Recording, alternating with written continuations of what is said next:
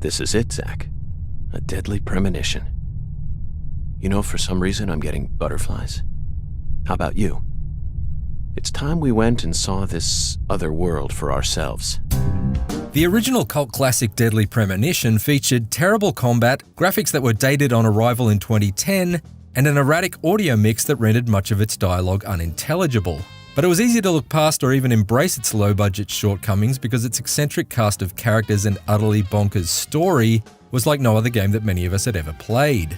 Sadly, its sequel, Deadly Premonition 2: A Blessing in Disguise, does not enjoy that same saving grace. It inherits many of the technical flaws of its now decade-old predecessor, but its story never manages to disturb or captivate to quite the same extent, making for a follow-up that's much more forgettable.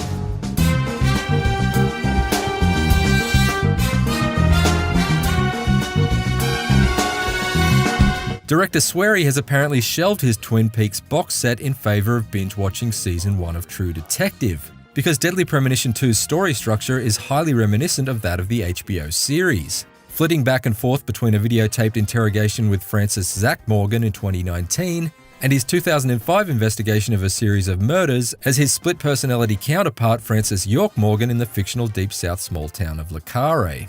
It's an interesting way to frame Deadly Premonition 2's roughly 20-hour plot, and the episodes set in 2019 allow you to play as new character Alia Davis, charged with interviewing the sickly, disheveled modern-day Zach, whose pot smoking is hilariously referred to as his stinking indulgence. It's medicinal.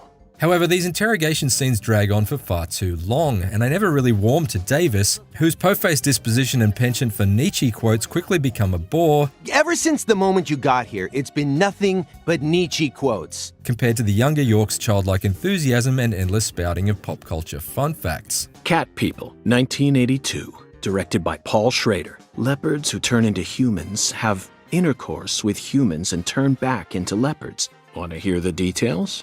Not really. The cast that's introduced in the 2005 Le Carre setting is thankfully a lot more kooky. Yet although these characters each facilitate some hilariously bizarre exchanges with York, Beep, beep, beep. it soon becomes glaringly obvious that there just aren't as many residents to meet in Le Carre as there were in the original Deadly Premonition's Greenvale. As a result, there are considerably fewer potential suspects in Deadly Premonition 2's central whodunit plot, which means the mystery has less room to swerve in as many unexpected directions, and thus feels more predictable. Zach, pardon my language, but this case can go fuck itself. Well, it's not that bad, but it's not that great either. The bulk of the story may take place in 2005, but Deadly Premonition 2's visuals appear to be set a few years prior to that. Although there's a subtle cell shading technique employed that helps the character models pop, reflections look like they're being rendered on a Nokia N-Gage, and the majority of the environmental textures feature all the definition of a coffee stain on a tablecloth. However, it's the stuttering frame rate that's the real serial killer in Deadly Premonition 2, routinely snuffing out any enjoyment to be found exploring its New Orleans-inspired setting. Things are pretty tolerable inside any one of its interiors, but the minute you step out onto the streets of Le Carre, you become the star in what feels like the world's sloppiest attempt at stop-motion animation. It's genuinely uncomfortable to watch for long periods, whether you have the Switch docked or in handheld mode. I went into Deadly Premonition 2 hoping to have my mind blown, but all I got was a mild headache. Well, Zach, that was anticlimactic. Unfortunately, Deadly Premonition 2 forces you to stutter-step your way to all corners of its overly expansive map, since so many of its main story missions are built around tedious scavenger hunts. I was also disappointed with a near-complete lack of control and interactivity afforded to you during the crime scene investigation sections. While it's true that you didn't really have to deduce much in the original game either, at least you were given a modicum of input by shooting birds' nests out of trees to find missing evidence, for example. By contrast, in every single one of Deadly Premonition 2's profiling sections, you merely wander around a reconstructed diorama of the crime and click on all the prompts until it's complete.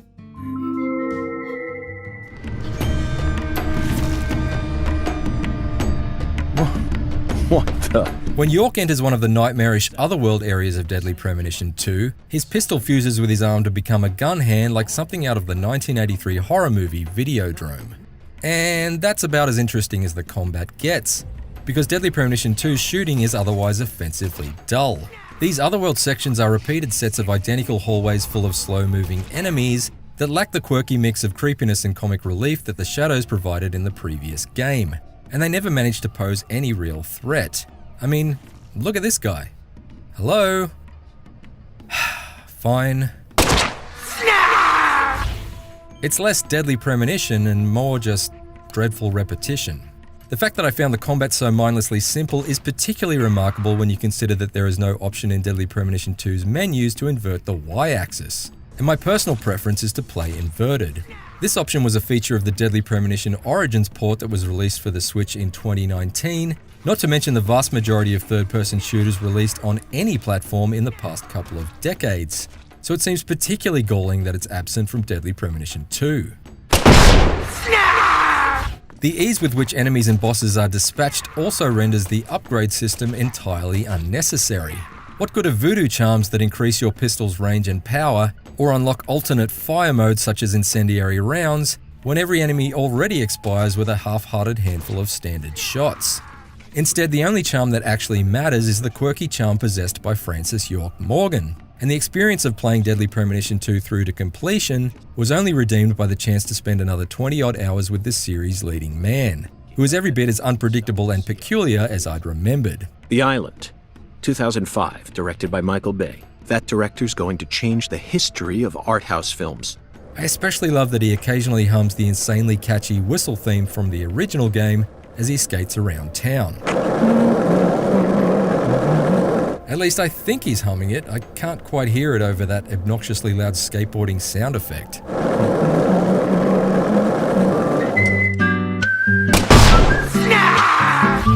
Deadly Premonition 2 isn't good, but nor is it so bad that it's good like its predecessor. It's something much, much worse. It's mediocre, and that's too bad. Shit!